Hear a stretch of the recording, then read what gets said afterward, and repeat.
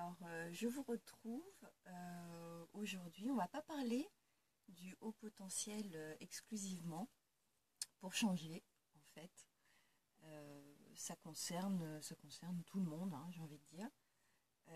J'avais envie d'aborder un sujet qui me semble important dans les relations en général. Donc, j'ai titré la vidéo de ce soir Je connais l'autre et l'autre me connaît. Parce que très souvent, on part de ce postulat. Dans le cas de je connais l'autre, si on part du principe qu'on le connaît, on ne va pas chercher à le connaître, en fait, tout simplement. Ça va se retrouver, par exemple, on va dire, bah oui, effectivement, dès que j'ai vu cette personne, j'ai su à qui j'avais affaire. Ou, je ne sais pas, dans les relations avec nos proches, on va pouvoir avoir ce type de discours. Ah non, mais c'est mon enfant, je le connais très bien, je sais qu'il pense comme ça, je sais qu'il ferait ci, je sais qu'il ferait pas ça, voilà. Je le connais très bien, je sais. Et on est tous pareils, hein. On a tendance à aller dans cette direction-là, de dire non mais je connais, je sais, j'ai compris.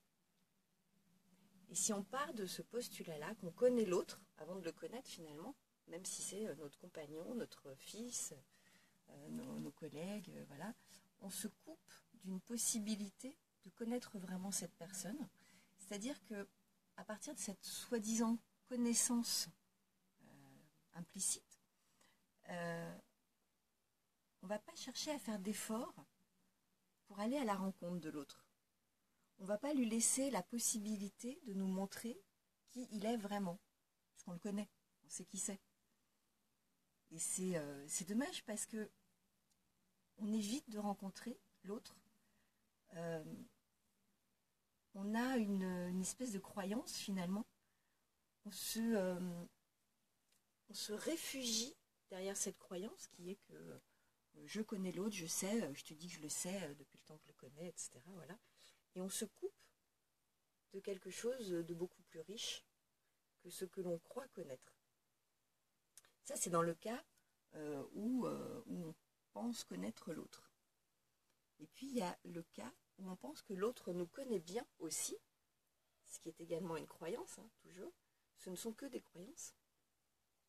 Et où on va être dans un jeu complètement ridicule, mais dans lequel on a pu passer, qui va être, puisque l'autre me connaît bien, il connaît mes attentes, il connaît mes désirs, et bonjour Sylvie, il connaît mes attentes, il connaît mes désirs, et donc j'ai pas besoin de les exprimer, il va deviner, il va comprendre, il va donc agir, il va donc faire ce que j'attends de lui ou d'elle.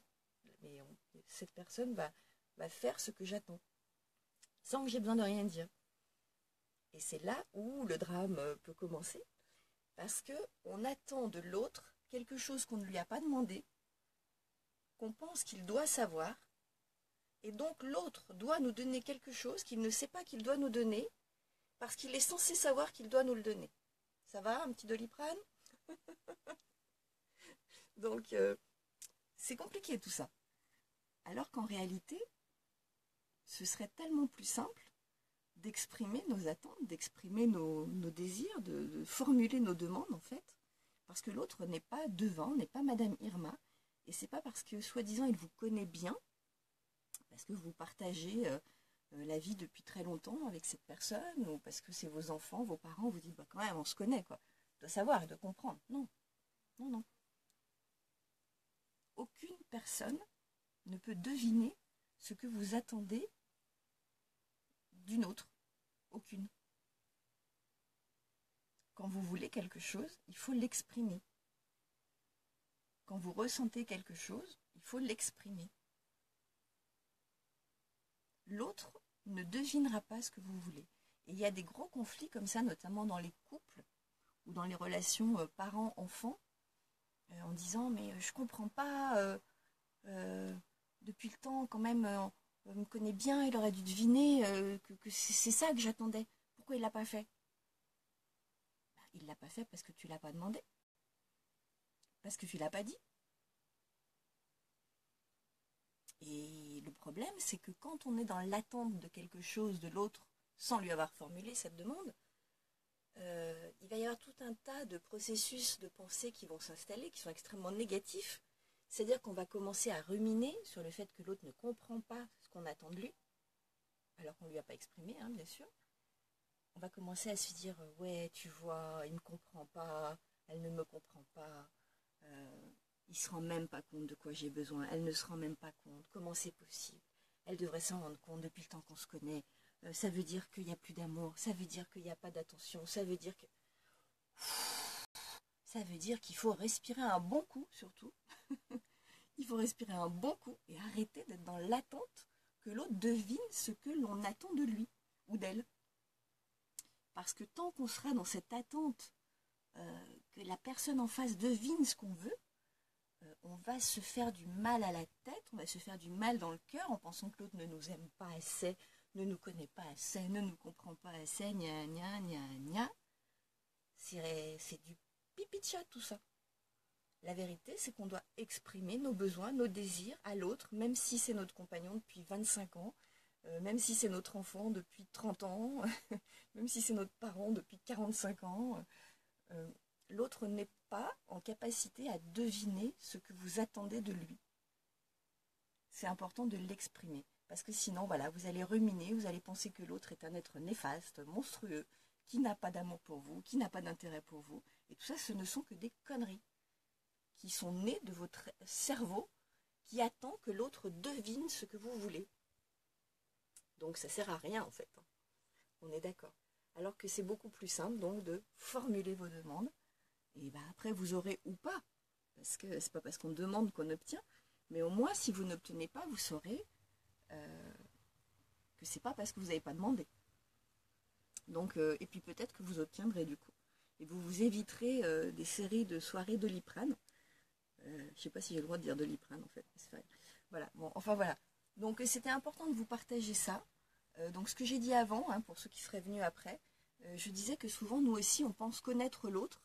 Et comme on pense le connaître, bah, finalement, quand on connaît les gens depuis longtemps, parfois on ne va pas chercher plus loin. On dit non mais je connais bien cette personne, elle fera jamais ça, elle pensera jamais comme ça, elle décidera jamais comme ça.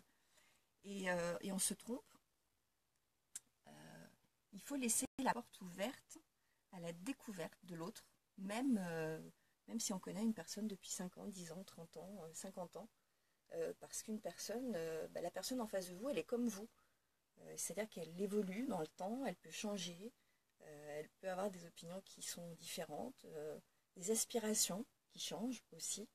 Et donc, tout l'intérêt d'aller à la découverte de l'autre, même quand on pense bien connaître la personne qu'on a en face de soi. Et en plus, c'est tellement riche, ça apporte tellement de choses que d'aller vers l'autre en pensant qu'on a encore quelque chose à y trouver et à découvrir de nouveau. Voilà. Steve, waouh un peu de soleil, ça fait du bien. Merci beaucoup. Voilà, j'ai fait le tour de ce que je voulais vous dire aujourd'hui. Donc ça ne concerne pas exclusivement les hauts potentiels, on est d'accord. Hein, là, le sujet de cette vidéo concerne vraiment tout le monde. J'espère que ça vous aura apporté quelque chose et puis que ça améliorera vos relations. J'ai la perche là qui est en train de me détruire la main, ça va bien se passer. Voilà, je vous embrasse, je vous souhaite une bonne soirée et je vous dis à demain en fait.